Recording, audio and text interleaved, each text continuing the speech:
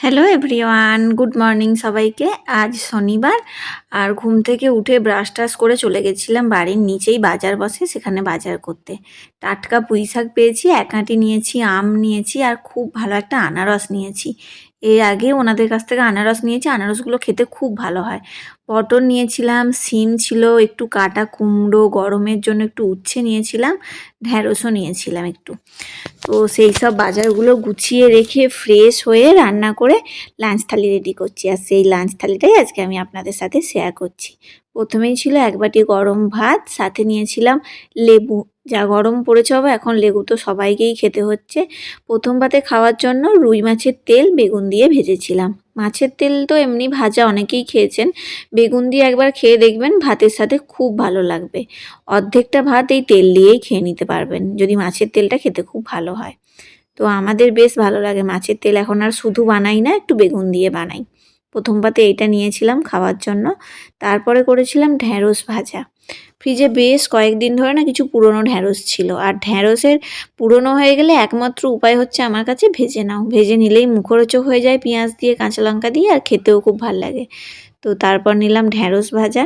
আর ঢ্যাঁড়স ভাজা আশা করছি কম বেশি সবাই খেতে ভালোবাসেন, আর গরমে ঝিঙে ঢ্যাঁড়স এগুলো তো খুব ভালোও লাগে খেতে। আর যে মাছটা বাজার থেকে বড়মশাই এনেছিল, সেই মাছটার মধ্যে অনেকটা ডিম ছিল।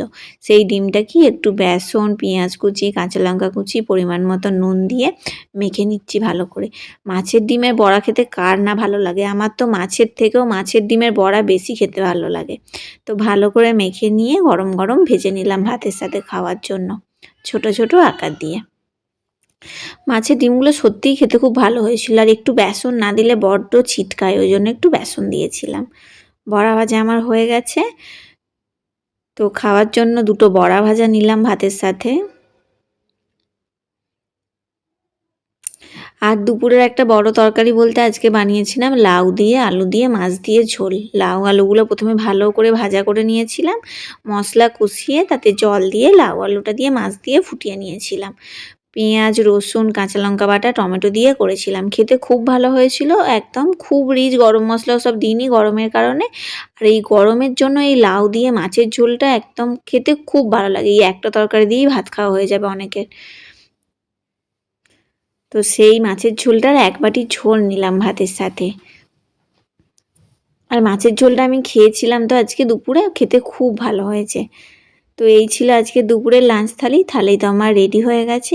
আর একটা ক্লিপ নেওয়া হয়নি আমার, একটু মিষ্টি আচার নিয়েছিলাম শেষ পাতে খাওয়ার জন্য।